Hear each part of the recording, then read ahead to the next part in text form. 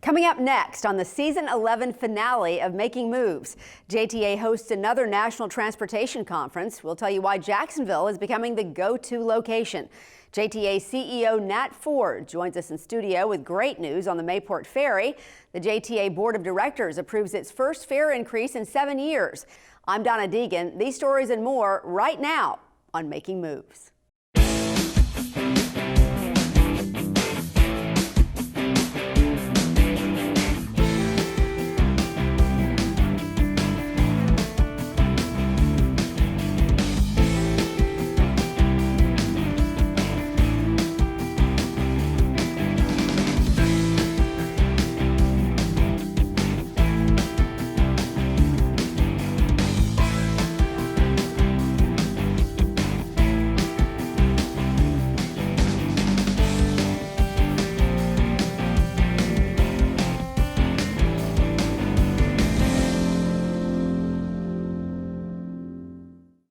Hello and welcome to the season 11 finale of Making Moves. I'm Donna Deegan. On today's show, the feds give JTA millions to continue upgrading the Mayport Ferry. We're in Atlantic Beach for a JTA project designed to make it safer for pedestrians. The JTA board makes a decision in its first fare increase in 7 years. And we have two special guests who will join us shortly here in studio. But we begin in downtown Jacksonville, where the American Public Transportation Association returned for its second national conference in 2 years. More than 140 APTA board members and administrators from transit agencies across the country descended on Jacksonville for 4 days to strategize on key transit issues.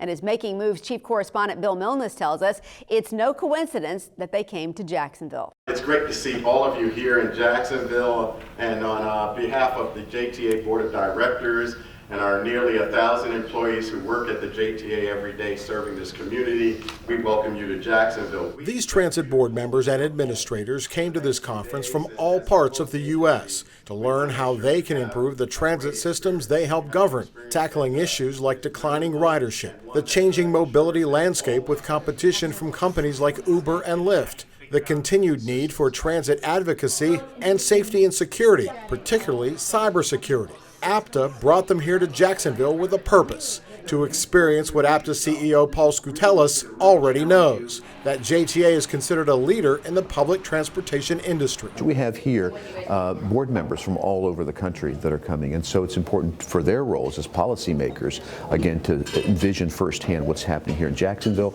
They can take ideas back home to apply them to their own circumstances.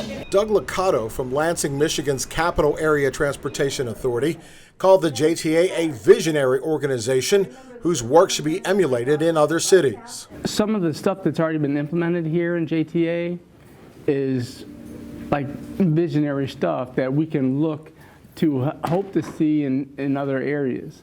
JTA was proud to show off its innovations, including its autonomous vehicle test track. So the Bay Street Innovation Corridor and then Autonomous Avenue is kind of the two components, the two major phases of the ultimate urban circulator. It was amazing. We love innovation. We love JTA's approach to innovation, and we really hope that we get to see this on the road very soon. I think you're a model for cities my size, and I think also that you've done some dynamic things here. Your new center, the administrative building, outstanding. JTA's still under construction Regional Transportation Center not only impressed Peoria, Illinois' Maxine Wortham, but was one of the highlights of the JTA facilities tour. We're standing next to our building under the Skyway, and then we've got on the other side of the building our bus transfer facility. Board Chairman Kevin Holzendorf, who was the unofficial host for the conference, echoed the thoughts of his peer board members about the shining example that JTA sets for the industry. As the chairman of the board, it makes me so proud of the people who work at JTA. All of our staff, the employees, from the bus drivers all the way up to Mr. Ford, it's just so refreshing that you have people who are dedicated to serving this community. So everybody enjoyed everything? Yeah! When is everybody coming back to Jacksonville? Yeah! In downtown, Bill Milnes, JTA Making Moves. Joining us now to talk more about the APTA conference and a lot more is JTA CEO Nat Ford. Always good to have you with us in the studio. Yes, thank you for having me. Great to have you here. And for those viewers who are not familiar with APTA, let's tell them a little bit about that. That's the National Advocacy Organization for the transportation industry, for which you just spent the past year as its chairman. Yes, and so the American Public Transportation Association is the #1 organization for advocacy for public transportation here in North America, and it's just been fantastic. The past year I served as chair, and more recently hosting one of their conferences. Absolutely, and so let's talk a little about that conference. As we just saw in Bill's report, this is the second consecutive year APTA has brought one of its conferences right here to Jacksonville, and obviously they see a purpose for other transit professionals to come here, I think largely because of some of the wonderful things that we're doing. But what benefit does it have to JTA? Well, for the JTA, it gives us an opportunity to really showcase a lot of the innovative projects that we have underway, and most importantly, showcase our wonderful city. So they got a chance to spend time out at the beaches, downtown Jacksonville, as well as look at all of the JTA projects that we have underway, and hear from one of the top transit systems in the country. So what did the attendees want to know most about? We are working towards reauthorization. That is the federal funding bill for public transportation nationally. So it gave these transit board members who actually oversee many of the transit systems around the country an opportunity to collaborate, talk about what that new funding bill needs to look like going into the future, talk about some of the challenges, issues such as cybersecurity and safety of our transit systems, and then most importantly, customer service. How do you deliver in this very dynamic, transformative transportation environment where you have driverless vehicles and Uber and Lyft and all of these new technologies coming on board? How do you manage that as an agency? And fortunately, coming to see the JTA gave them a good insight on how we've developed our projects to address all of those challenges going into the future. Well, and for you guys, clearly communication both ways with the folks that you serve has been key. Oh, yes. In fact, this show is an example of that. Just the amount of communications with the public on everything from our services, new technology, as well as the future of our agency. Okay, so the Federal Transit Administration just awarded JTA a nearly $4 million grant for the St. John's Ferry. Those monies will go to upgrading bulkheads, catwalks, and other improvements to both the Mayport Village and Fort George Island facilities. And that's great news. Yes. The FTA has been very generous to JTA over the past several years, particularly with the First Coast Flyer and the ferry. So what's your take on why they've been so generous to us? We have been very successful at the JTA. We've taken these federal dollars and matched them up with local funding and have delivered these projects on schedule and in some cases well under budget. And so I think they see the commitment this community has to public transportation, and you have an agency that has had a great deal of success delivering these projects. So I think they know that their money that they invest in the JTA will be well invested. Well, I'd be remiss if I didn't say, and JTA and you in particular also have been awarded very heavily for some of those accomplishments. Yes, in the last, if you look at the ferry alone, in the last, I guess, 4 years that the ferry's been under our purview, $20 million in grants directly towards the St. Johns River Ferry. And then the Bus Rapid Transit Network, literally $100 million plus in funding that has gone to develop that project. And so JTA, things are going very well from an infrastructure and an investment standpoint for our agency. Well, a lot of that due to your leadership for certain. Let's shift gears and talk about the other reason that you're here today. This is such a wild thing to say. We were looking at this earlier. It's the 136th episode of Making Moves right here at FSCJ Deerwood Studio. 11 full seasons, 12 in total, pretty wild. But today is the final time that we're going to be taping Making Moves here as our partnership with FSCJ is coming to an end. A 12-year partnership is really almost unheard of.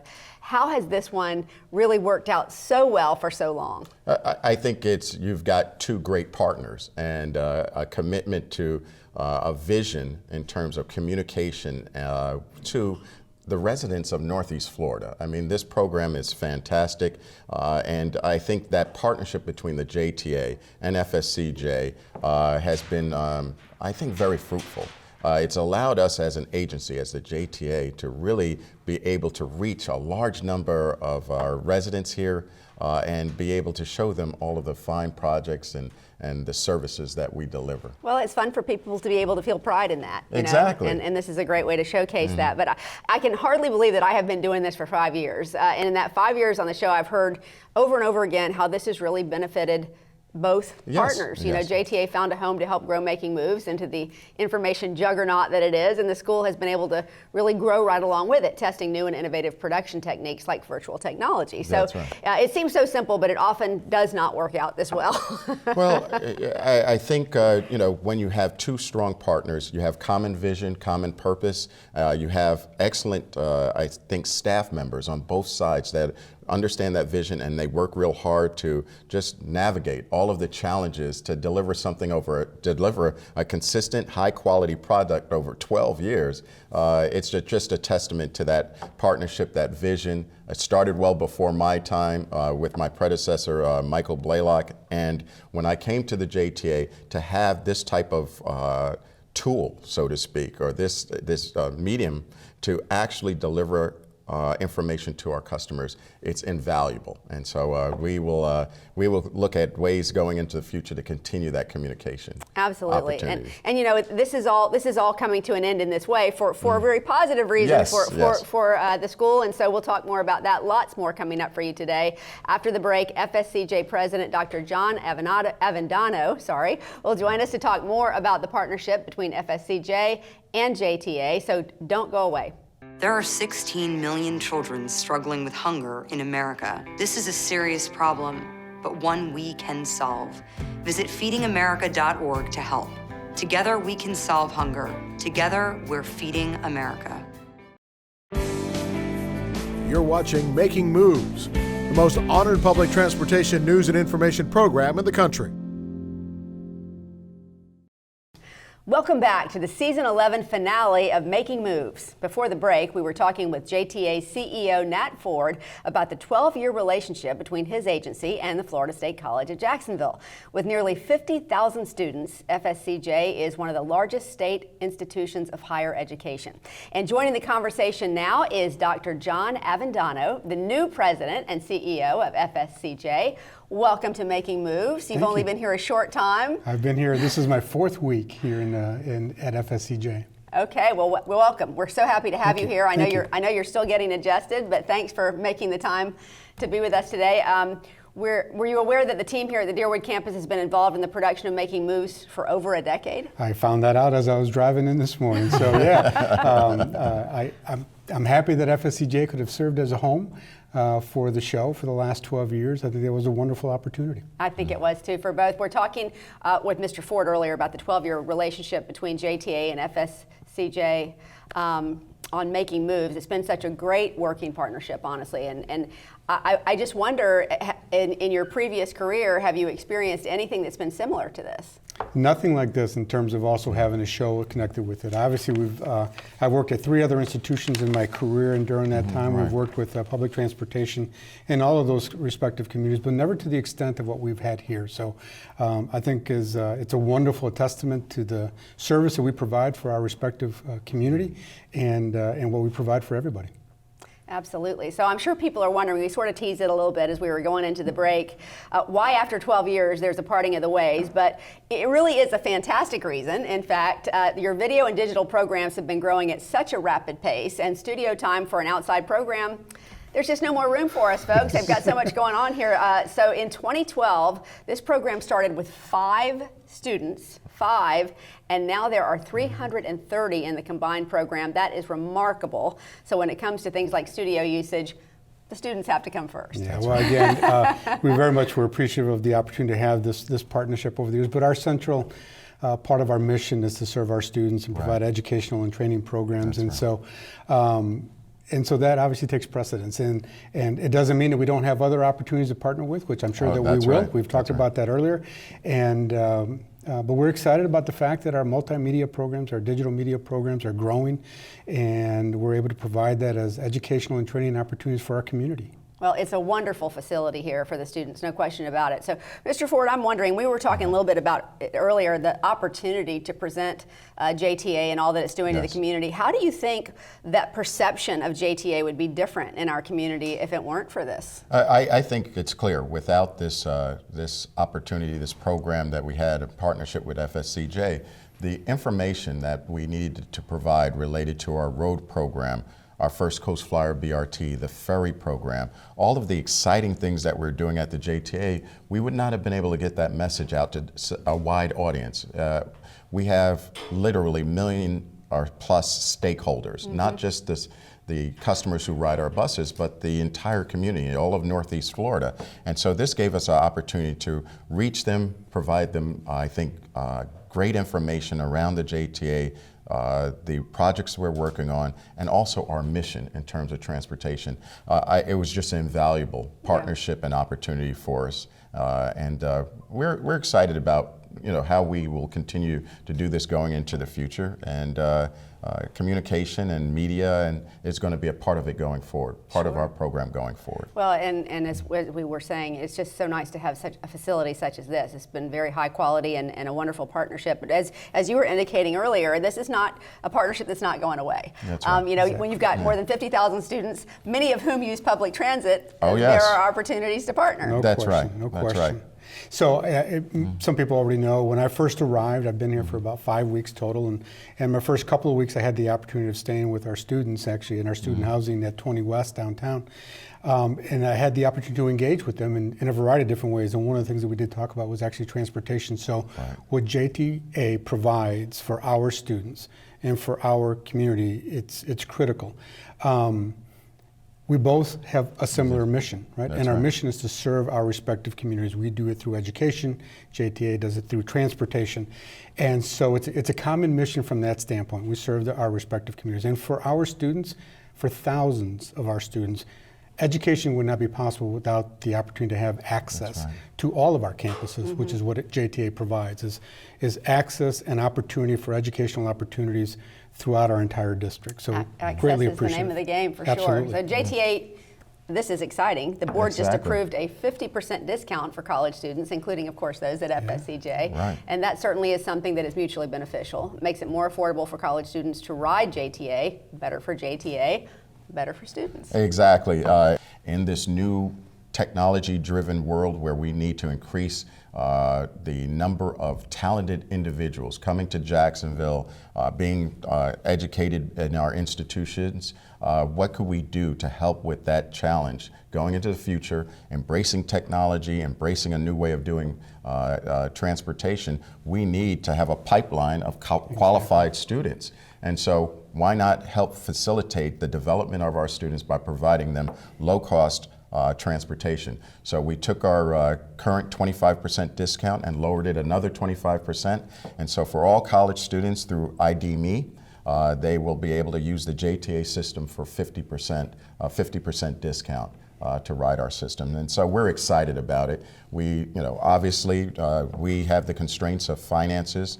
We're not immune to that. But we feel this is a great investment into this community in terms of developing those young minds that are going to help us embrace the future. Dr. Avendano, how big a deal is that to have students that can have such a large discount to get to class? Again, it's an incredible opportunity for them because, as our community's college, FSCJ is this community's college, right? And as part of that, we pride ourselves in being able to say that our graduates stay, they live, they work in our community. So making it more affordable for our students, like I said earlier, provides them that opportunity to get their education. And as such, it's an investment in our community when you stop and think about it. Because these are the students that are going to become our public safety people. They're going to become our educators. They're going to become our business people in our community, our healthcare professionals. And so to be able to make it affordable for them in any way possible is greatly appreciated. And in my conversations with students, that's one of the things that they have said, that affordability is a critical part of that. So the discount that JTA provides for them, again, will go a long, long way. And Nat, I would think this would be a demographic that would be really important in the long term for JTA to grow in order to that mindset has to start here and move down the line. The statistics are showing that driver's license rates and the young folks are not going for their driver's license as we did, you know. We were like, are we 16 yet? Yes, when you were 16, you wanted that driver's license, but that has changed. Right. And now they're looking to be mobile in a lot of different ways. And so again, for the JTA, great opportunity in terms of investment in our community and education of all of the professionals the doctor described here. But moreover, we have the opportunity to develop a customer for life. And so there is multiple positives for both our community as well as the JTA with this added discount. And so we're excited to be able to provide it. So when you see and read about some of the technological advancements JTA is working on, and in some cases leading the industry in, like autonomous vehicles, as an educator, gosh, that just must be exciting to have that right here in Jacksonville. That's something that your students could very well be involved in down the road. Absolutely. I mean, this next generation is going to be more accustomed to doing that, right? They want to be more mobile. They want to be social. They have a comfort level of being driven, if you will, to other places. I think the idea and the concept of autonomous vehicles is outstanding. I think it's something that's going to be embraced by this next generation of students, next generation, right? Sure. And so I think they'll adapt to it much more quickly. The idea that as a community we want to be a smart community from that standpoint, and provide these ways of becoming more mobile and becoming more social within our community. I think JTA is way ahead of the curve on that, and I know our students are going to embrace that, and that's going to be the way of the future. That's right. It's exciting to watch. I'll tell you, as I said, it seems like it's all happening at the speed of light, yes, but it's fun. Yeah. It's been such a great partnership. Dr. Avendano, I can't tell you how much we're excited to have you here. We're excited to have you at FSCJ. We're happy to have you here on Making Moves. And gosh, it's been such a tremendous value to have this Deerwood studio and bringing this show to you, to the Jacksonville community from here. I can't wait to see what JTA and FSCJ are going to work on together next. So, Nat Ford, Dr. John Avendano, thank you both so much for being with us today. And we look forward to the future to see what's next. Well, thank you. Thank you. It was my pleasure. Coming up next on Making Moves, we'll get Congressman Al Lawson's reaction as he takes his first ever ride in an autonomous vehicle. The JTA Board of Directors votes on a possible fare increase. All that and more when we come back.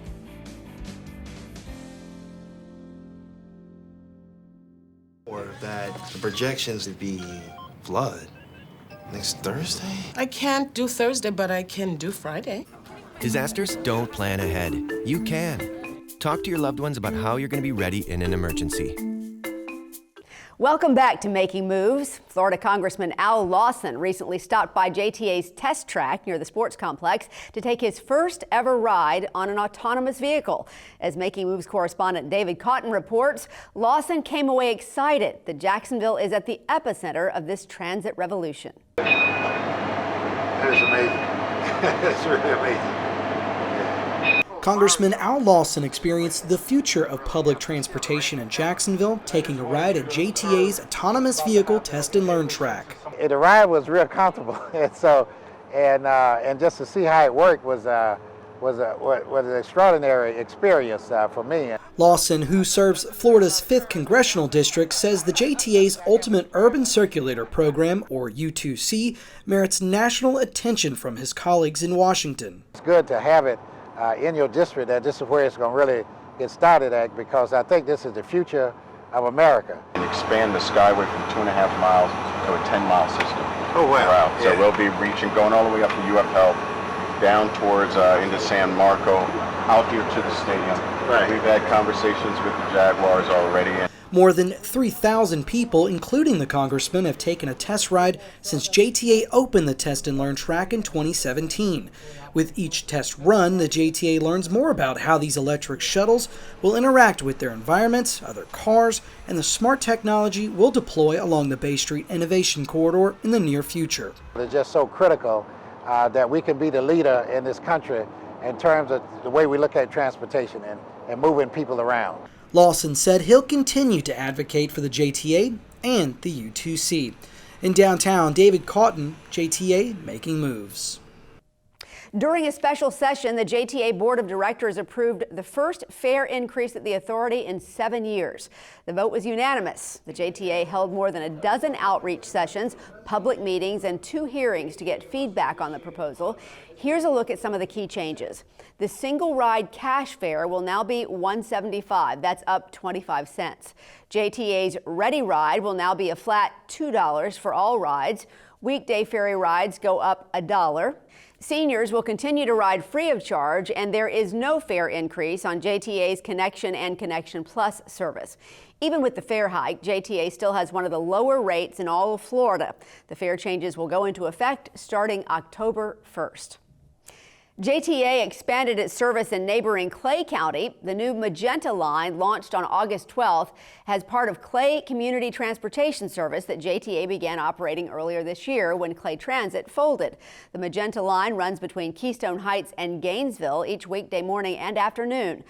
Standard fares are $1 per trip and travel from Keystone Heights Senior Center to the Rosa Parks Transit Station in Gainesville. If you'd like to make a reservation, call 904-284-5977. The Magenta line is just the latest transit option offered by JTA in Clay. In March, the authority launched the red and blue lines with stops between the Orange Park Mall and various locations. The JTA also provides paratransit services for disabled customers in that county. In other ferry news, a stray 6-inch diameter rope got tangled in the propellers of the Mayport ferry, putting it out of commission for more than a week. The ferry was approaching the Fort George Island landing when the boat's crew detected a problem. Divers determined the boat would have to come out of the water so crews could determine the severity of the damage and make repairs. Original estimates had the ferry down for at least 2 weeks, but crews were able to assess the damage quickly and get it repaired in about half that time. And that was good news for the hundreds of passengers who rely on the ferry each day. JTA thanked the team at BAE for the quick damage assessment and repair. Thanks also go to the Coast Guard, who ran the ferry through its sea trials and gave the green light to return to service, all in less than a day. The awards train has made another stop at the JTA. This time the authority brought home 2 awards from the annual COMTO conference recently held in Tampa. COMTO is a national minority-based transportation organization headquartered in Washington, D.C. Ken Middleton, JTA's Director of Diversity, Equity, and Customer Advocacy, was honored with the Gerald Anderson Service Award for his work as a civil rights champion and ensuring the JTA's disadvantaged business enterprise and small business programs maximize contractual opportunities. And COMTO's Innovative Safety Award went to JTA's Safety Officer Ivan Moat for the implementation of the authority's See and Say mobile app. The app allows employees and customers to send text alerts and photos regarding safety and security concerns. Congratulations to Ken, Ivan, and the entire JTA team. And that wraps up Season 11 of Making Moves. We hope you'll join us again next month as we kick off a brand new season of America's most honored transportation news and information program. Until then, you can get your Making Moves fix anytime at jtafla.com. Just click on the Media Center link. I'm Donna Deegan for CEO Nat Ford, executive producer Bill Milnes, and the entire Making Moves team. A huge thank you to the team here at FSCJ for 12 amazing years. And thank you at home for watching. We'll see you in October with our Season 12 premiere. Take care, everyone.